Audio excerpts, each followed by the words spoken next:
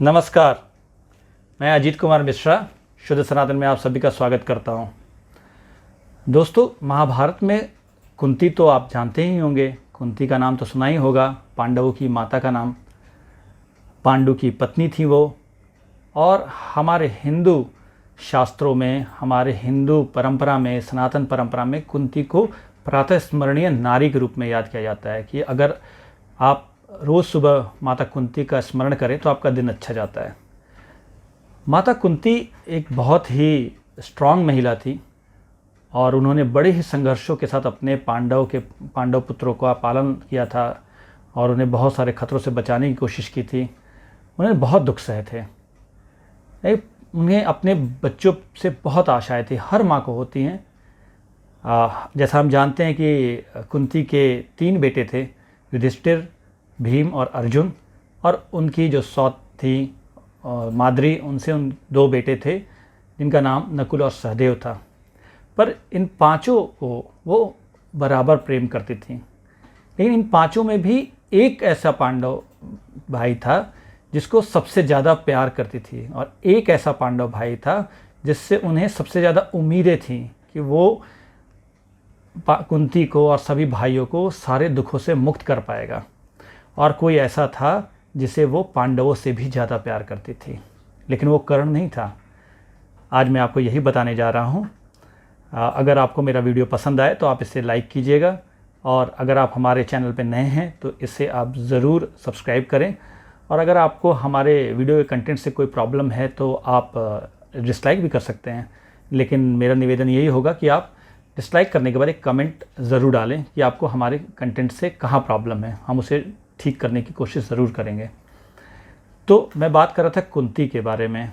तो देवी कुंती वैसे तो सभी बच्चों को बहुत प्यार करती थी, अपने सभी पांडव पुत्रों को बहुत प्यार करती थी, लेकिन वो एक पुत्र को सबसे ज़्यादा प्यार करती थी।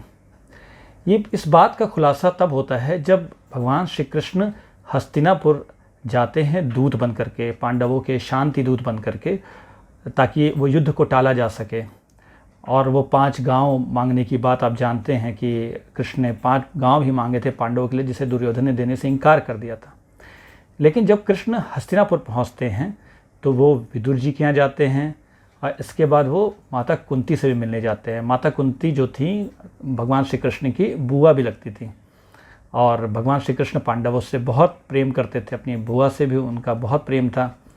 तो जब वो अपनी बुआ से मिलने जाते हैं तो माता कुंती बोलती हैं कि देखो, हमारे पांडव बच्चों ने 13 साल का वनवास भी पूरा कर लिया है, 1 साल का अज्ञातवास था उसमें, उसे भी पूरा कर लिया है। अब बारी है कि जो दुख उन्होंने सहे हैं उसका प्रतिकार करें और फिर से अपने राज्य को प्राप्त करें।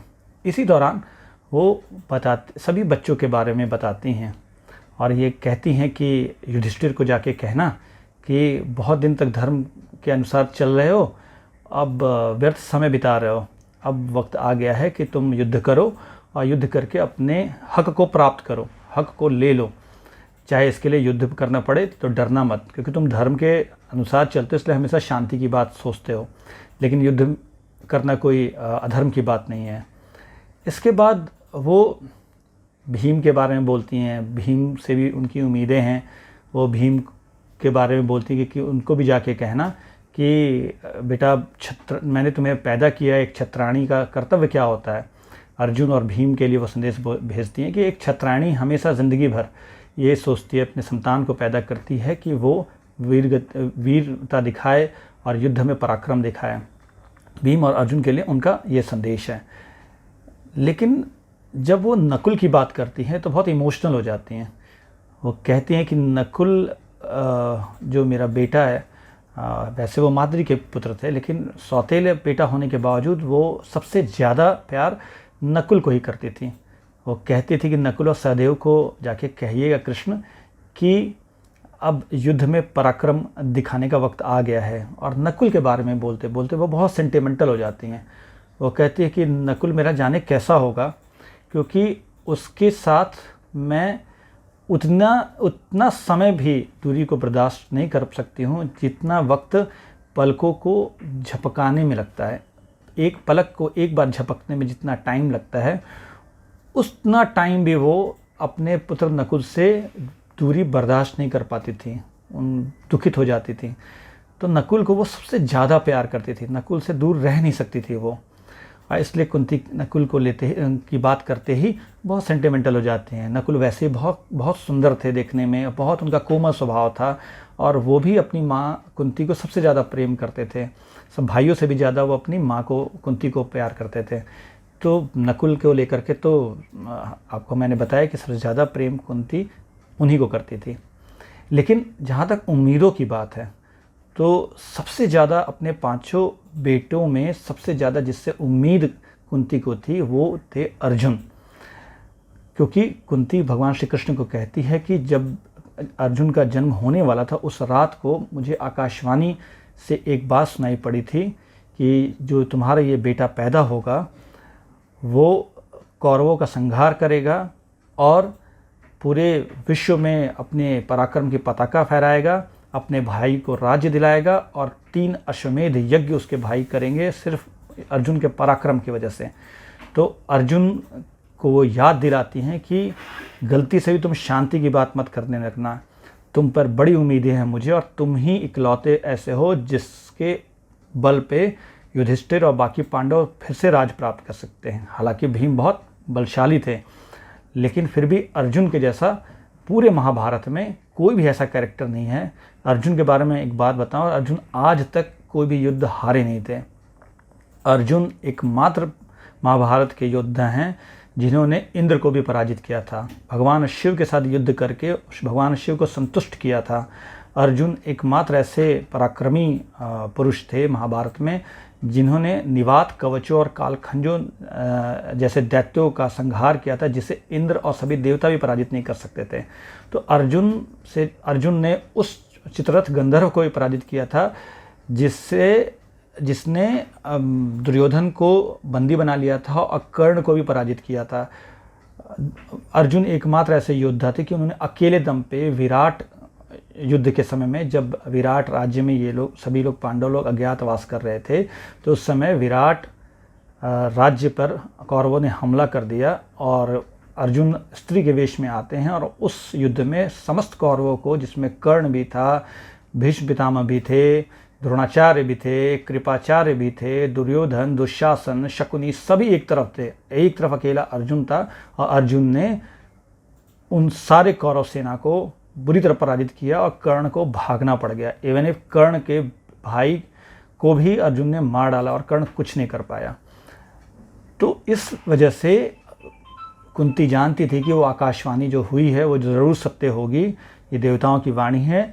जब अर्जुन का जन्म हुआ था तो सभी देवी देवता स्वर्ग से धरती पर उतरे थे अर्जुन के जन्म को देखने के लिए, क्योंकि अर्जुन को माना जाता है वो नर नारायण, भगवान में नर रूप हैं वो, और नारायण तो साक्षात कृष्ण हैं। तो अर्जुन बहुत दिव्य व्यक्तित्व रहा है। तो कुंती उनसे सबसे ज़्यादा उम्मीदें रखती थी, इसमें कोई शक नहीं, सभी को सबसे ज़्यादा उम्मीदें थे। भीष्म भी जानते थे, द्रोणाचार्य भी बार बार दुर्योधन को समझाते थे कि अर्जुन अगर एक तरफ है और कृष्ण उसके साथ है तो इंद्र और सभी देवता मिल करके भी इनको पराजित नहीं कर सकते हैं। अर्जुन इतना पराक्रमी था। तो सबसे ज़्यादा प्यार जो है वो अपने बेटे नकुल को करती थी कुंती, और सबसे ज़्यादा उम्मीदें जो थी उन्हें अर्जुन से थी। लेकिन कोई ऐसा था जिसे द्रौपदी इन 5 पांडवों से भी ज़्यादा प्यार करती थी। वो कौन था, मैं आपको बताता हूँ। कि यूँ तो आप हमेशा देखते रहते हैं कि सास बहू के झगड़े होते रहते हैं, सास और बहू के बीच हमेशा की तीखी झड़प होती रहती है। ऐसा कहती है सास कि बेटे अगर मेरे से दूर जा रहे हैं, मेरा बच्चा दूर जा रहा है, तो उसके वजह से, क्योंकि बहू उसे सिखा रही है। बहू को लगता है कि मेरा पति जो है वो अपनी माँ के अनुसार चलता है। लेकिन कुंती और द्रौपदी के बीच अद्भुत प्रेम संबंध था। कुंती भगवान श्री कृष्ण को कहती है कि मुझे इस बात का ज़रूर दुख है कि पांडवों को जुए में हराया गया, पांडवों के साथ उन्हें वनवास पांडवों को भेजा गया, पांडवों के साथ हमेशा कौरवों ने अत्याचार किया और उन्हें बहुत दुख झेलना पड़ा। लेकिन मुझे जो सबसे ज़्यादा दुख है वो दुख था जब द्रौपदी का चीरहरण हो रहा था। मैं सारे दुख सह सकती थी, पर मेरी जो बहू है द्रौपदी वो इसके लायक नहीं थी। मेरी द्रौपदी जो बहू है वो दुनिया की सबसे श्रेष्ठ बहू है, वो दुनिया की सबसे प्यारी स्त्री है और दुनिया में वो डिज़र्व नहीं करती थी इतनी अपमान को। तो कुंती बताती हैं कृष्ण को कि द्रौपदी जैसा कोई नहीं था। और इवन इफ कृष्ण को वो कहती हैं कि अर्जुन को जाके कहना, जिससे सबसे ज़्यादा उम्मीदें थीं कुंती को, उन कहती हैं कि अर्जुन को जाके बोलना कि वो द्रौपदी के बताए रास्ते पे चले। सोचिए, आज की सास कभी ये कहेगी कि बहू के रास्ते पे चलिए, बहू जो कहे वही करिए, लेकिन कुंती द्रौपदी को इतना प्यार करती थी, इतना ज़्यादा प्यार करती थी, उसके लिए पांडव पुत्र भी उतने प्यारे नहीं थे। और वो कहती है कि अर्जुन को जाके कहिएगा कि द्रौपदी की हर एक बात माने। वो बाद में युधिष्ठिर को भी संदेश भिजवाती है कि वो द्रौपदी के बताए रास्ते पे चले। कुंती इतनी महान महिला थी कि उन्होंने इतने दुख सहने के बावजूद उन्हें लगता था कि द्रौपदी से ज़्यादा दुख किसी ने नहीं सहा। द्रौपदी अयोनिजा थी, यज्ञ से उत्पन्न हुई थी। द्रौपदी बहुत ही स्ट्रॉन्ग कैरेक्टर थी और कुंती भी उतनी स्ट्रॉन्ग कैरेक्टर थी। लेकिन कुंती और द्रौपदी के बीच में, दो स्ट्रॉन्ग लेडीज़ के बीच में, दो स्ट्रॉन्ग नारियों के बीच में किसी भी तरीके का कोई मतभेद नहीं था। उन्हें दुख था तो यही था कि द्रौपदी को इतने अपमान सहने पड़े, और वो बार बार कहती थी कि द्रौपदी के अपमान का बदला लेना पांडवों का कर्तव्य है। तो दोस्तों, सबसे ज़्यादा प्यार कुंती किससे करती थी? नकुल से करती थी। सबसे ज़्यादा उम्मीदें कुंती को किससे थी? अर्जुन से थी। और सबसे ज़्यादा प्यार करती थी तो अपनी बहू द्रौपदी को प्यार करती थी वो। तो आज के लिए इतना ही।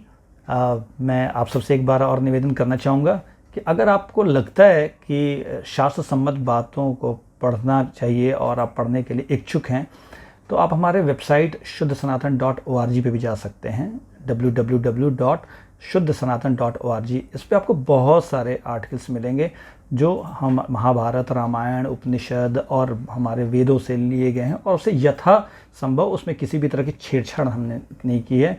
और बड़ी रोचक कहानियाँ हैं, बहुत ही रोचक सत्य हैं, बहुत रोचक दर्शन हैं जो शायद आपके जीवन को किसी न किसी तरीके से गाइड कर सकते हैं। तो आप हमारे वेबसाइट www.shuddhasanatan.org पे विज़िट भी कर सकते हैं। आज के लिए इतना ही। मैं फिर आऊँगा नए वीडियो के साथ। तब तक के लिए अलविदा, नमस्कार।